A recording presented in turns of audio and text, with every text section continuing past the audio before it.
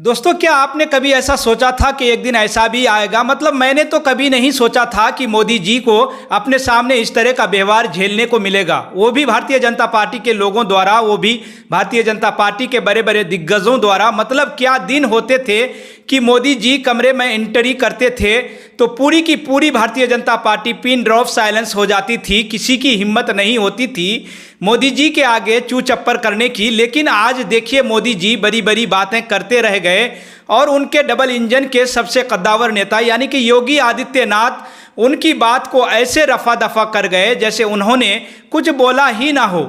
दोस्तों, अभी कुछ दिन की बात है, चुनाव थे, मोदी जी तमाम न्यूज़ चैनल में इंटरव्यू दे रहे थे और मोदी जी ने क्या बढ़िया बात बोली थी, याद है ना? आपको नहीं याद है तो मैं याद दिला देता हूं। मोदी जी ने एक इंटरव्यू में कहा था कि मेरा बचपन मुस्लिम परिवारों के बीच बीता है। हमारे पड़ोस में मुस्लिम परिवार रहा करते थे।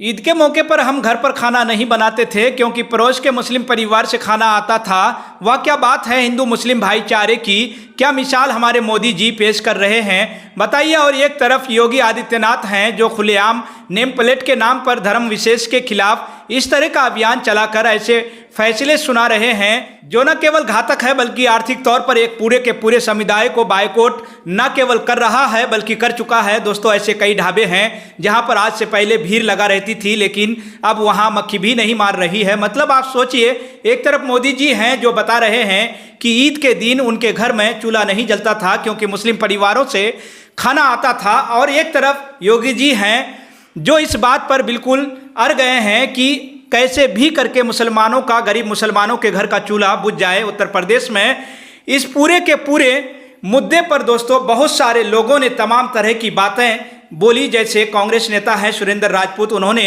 मोदी जी की अभी कुछ दिन पहले बोली गई इस बात पर कहा, भारतीय जनता पार्टी पे अब मोदी जी की कोई सुन ही नहीं रहा। मोदी जी मुसलमान के घर खाना खाकर बड़े हुए हैं और भाजपा वाले उनके ही खाने का बहिष्कार करने पर तुले हुए हैं। वैसे मोदी जी की कौन सुनेगा दोस्तों? मोदी जी तो खुद अपनी नहीं सुनते।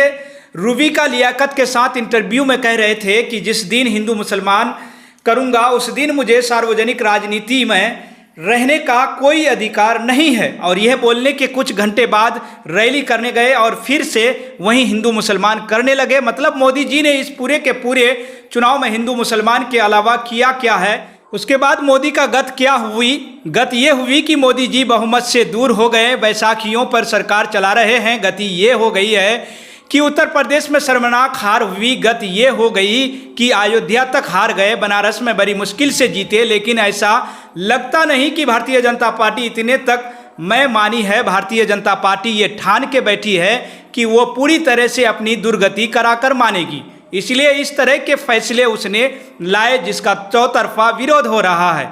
खुद उसके सहयोगी चाहे आरएलडी हो, चाहे जेडीयू हो, चाहे चिराग पासवान हो, खुलकर उसका विरोध कर रहे हैं। लेकिन फिर भी देखिए, योगी जी हैं कि ना तो मोदी जी की सुन रहे हैं ना एनडीए के सहयोगियों की सुन रहे हैं। आप इस मुद्दे पर क्या सोचते हैं दोस्तों? कमेंट बॉक्स में अपनी राय जरूर लिखें और जितना हो सके चैनल को शेयर करें, सब्सक्राइब करें, वीडियो को लाइक करें। फिलहाल इस रिपोर्ट में इतना ही, फिर मिलते हैं अगली खबर के साथ। आप सभी का बहुत बहुत शुक्रिया।